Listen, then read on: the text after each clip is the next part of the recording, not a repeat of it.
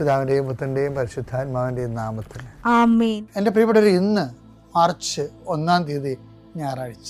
കർത്താവേ, നിൻ്റെ ഉന്നതമായ നാമത്തിന് സ്തോത്രം ചെയ്യുന്നു. കർത്താവേ, നിൻ്റെ വിശുദ്ധ പൗരോഹിത്യത്തെ മഹത്വപ്പെടുത്തണമേ. കർത്താവേ, സഭയിലുള്ള സാന്നിധ്യം പ്രകടമാക്കണമേ.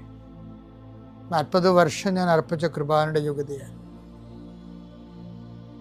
കൃപാസ്ഥാനത്താറെ ജീവനോടെ പ്രത്യക്ഷപ്പെട്ട പരിശുദ്ധ അമ്മയുടെയും മാധ്യസ്ഥത്തിൽ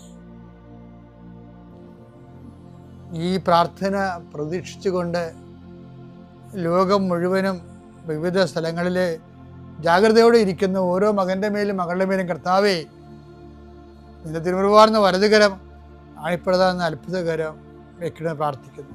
കർത്താവെ, മനസ്സ് വേദനിക്കുന്ന എല്ലാ വിഷയങ്ങളും, അവരുടെ മനസ്സ് വേദനിപ്പിക്കുന്ന എല്ലാ വ്യക്തികളും ഇപ്പോഴും ഈശോയുടെ നാമത്തിൽ നിർവീര്യമാകട്ടെ.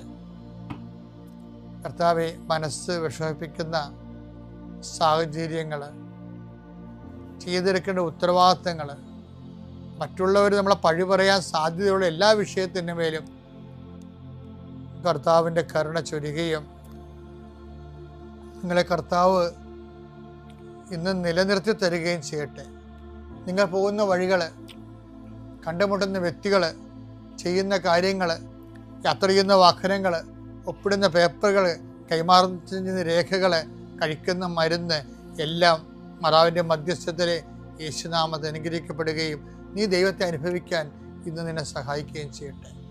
നിത്യം പിതാവും പുത്രനും പരിശുദ്ധാത്മാവും നീക്കുവാണ്.